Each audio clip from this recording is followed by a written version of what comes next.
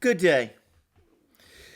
A couple of weeks ago, I did a video on this channel in which I discussed how the recent US decision to stop extracting oil from northeast Syria might be an early indication that the new administration is seriously considering withdrawing US troops from Syria and ending the US involvement in the war in that country, which sought to overthrow the government of President Bashar al-Assad.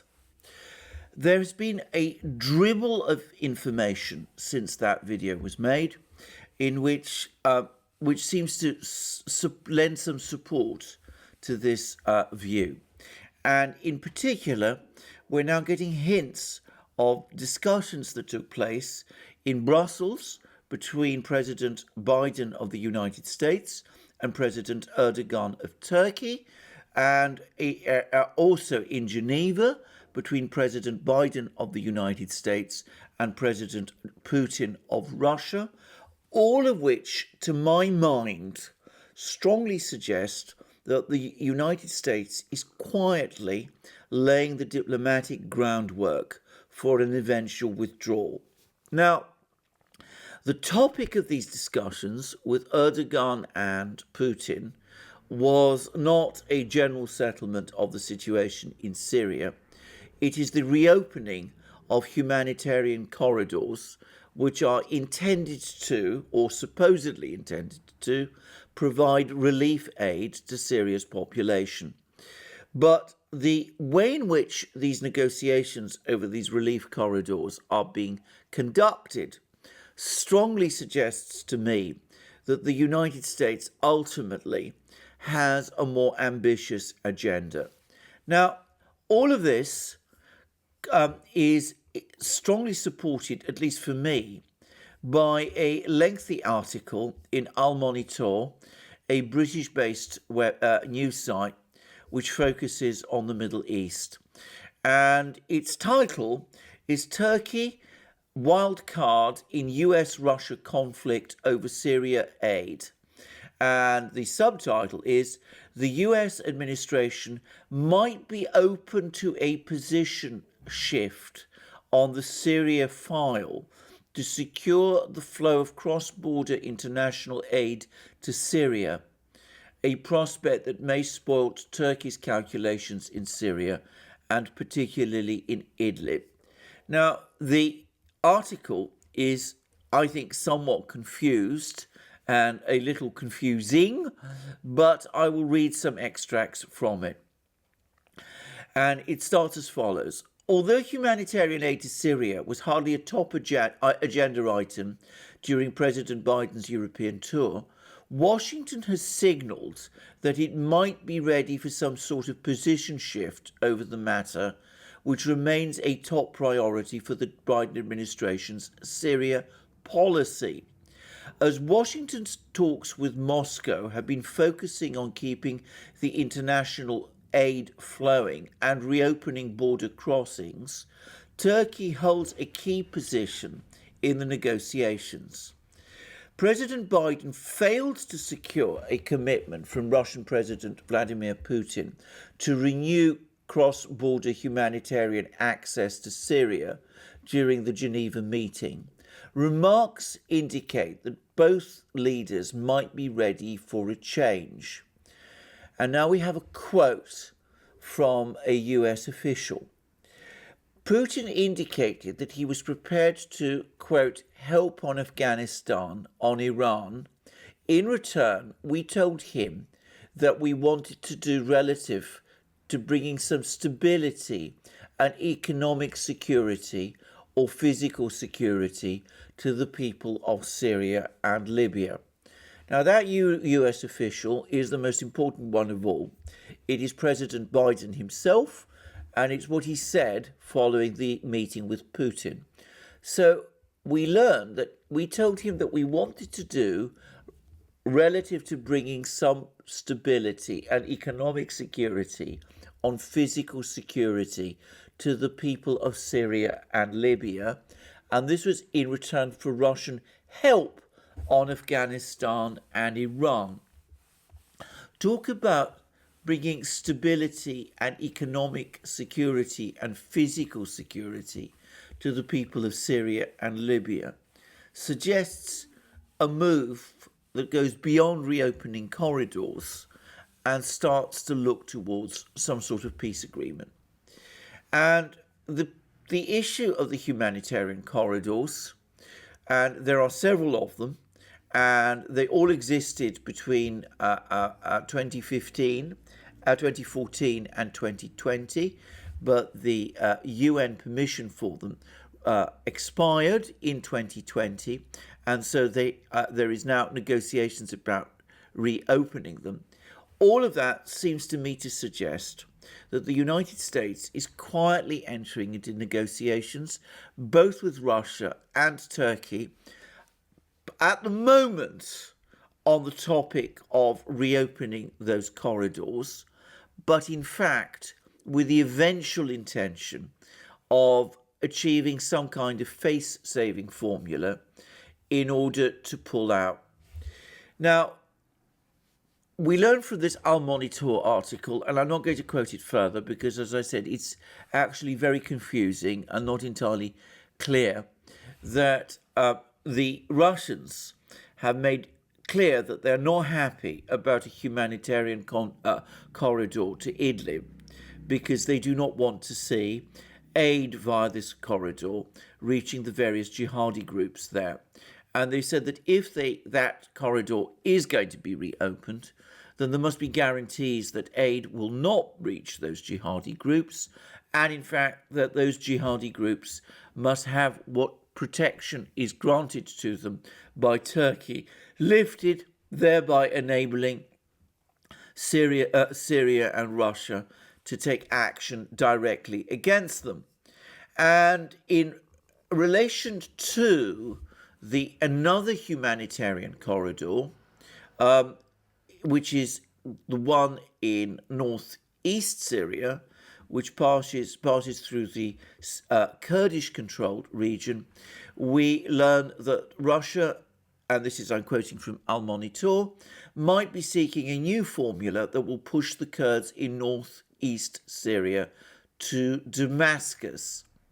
One scenario suggests that the United States should leave control of oil wells in northern Syria to Damascus in return for Moscow allowing the reopening of the corridor, into the humanitarian corridor at Al Yarubiyah, which provides aid to northeast Syria. Now, note, as I discussed in a video I did recently, that the United States has actually stopped extracting oil from those oil wells in northeast Syria. And it seems as if the Russians are saying that those oil wells should be returned to Damascus's control in return for that particular humanitarian corridor being reopened, and that the United States is prepared to discuss that possibility, or at least that's what it looks like. And we also learn from President Erdogan himself that he told the United States that for the Turks, it is the US support for the Kurdish militia in northeast Syria that makes it impossible for Turkey to agree to the corridor into northeast Syria being reopened. We also learn from President Erdogan of Turkey that he is planning to visit Moscow very shortly to hold negotiations with President Putin of Russia. So what does all this mean? Well, it seems to me that there is here the first indications of a deal, and it makes sense now of that decision which was taken a short while ago, and which, by the way, I discussed in an earlier video, by the United States to stop extracting oil in northeast Syria.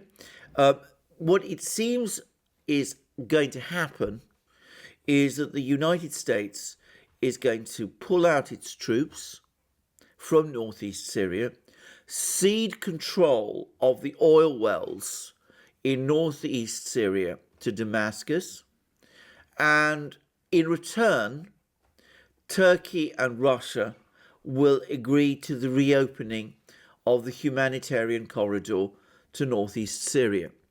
So it's a deal, a face-saving deal, to enable the United States to pull its troops out of northeast Syria and in return hand over the territory in effect to Damascus, though obviously with some guarantee negotiated with the Russians to protect the Kurds, and also reassuring President Erdogan that support for the Kurds in northeast Syria has ended.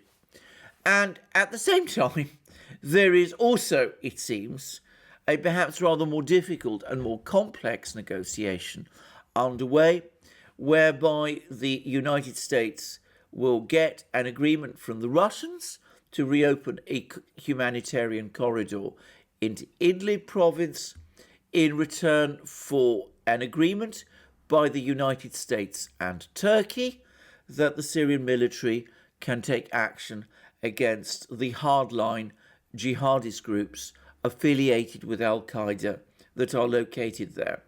Doing that would, of course, in effect, bring Idlib back under Damascus's control. So we're starting to see around this topic of the humanitarian corridors the outlines of what might be a de facto agreement to end the Syrian war. The humanitarian corridor to northeast Syria is reopened. Syria gets control of its oil wells and, in effect, regains control of its territory in northeast Syria. And the problem for Turkey of the Kurds is resolved. In northwest Syria, the humanitarian corridor is reopened. Turkey presumably maintains, at least for a period of time, some sort of presence there, but the militant jihadi groups affiliated with Al-Qaeda are, in effect, no longer protected by the United States and Turkey from action by the Syrian and Russian militaries, and would, in effect, be forced to withdraw and disperse, bringing the region back de facto under Syrian government control. There would still be certain unresolved problems, like, for example, the problem of Afrin, which is a former Kurdish region of Syria, which is currently occupied by Turkey. But a major step would have been made towards a reunification of Syria and the extension of peace throughout the country. Moreover, it seems that Putin pointed out to Biden at the Geneva summit that there is a fundamental contradiction between, on the one hand, opening humanitarian corridors to Syria and maintaining sanctions against Syria. And apparently, he sought to create some sort of linkage between the lifting of those sanctions in return for the reopening of the humanitarian corridors. I'm not absolutely convinced that the United States would agree to lift the sanctions on that basis, but it might be that they could be softened. All this is going on, of course, at the same time as peace talks are underway between Syria and Saudi Arabia, quite possibly brokered by the Russians, with a view to the Saudis reopening their embassy in Damascus and sponsoring Syria's readmission into the Arab League. It's all very tentative, it's all very uncertain, but it does all look to me as if we have the outlines here of a face-saving resolution of the situation and possibly peace in Syria, conceivably by the end of this year. Well, we shall see whether these events come out as I expect.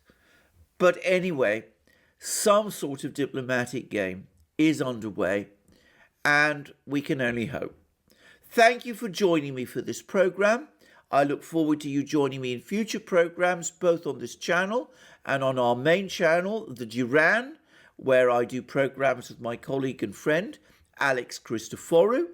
Please also join us for on our other platforms, BitChute, Odyssey, SuperU, and Locals. And last but not least, please support us to the extent that you can via PayPal, Patreon, and Subscribestar, and also by going to our shop, where you will find all sorts of marvellous things you can buy: our famous magic mugs, our Duran hats, our t-shirts, our sweatshirts, our hoodies, and all the rest. And if you like this video, please remember to press the like button, and please also remember to check your subscription to this channel. And thank you for joining me today, and I look forward to you joining me again in future programs, and have a wonderful day until then.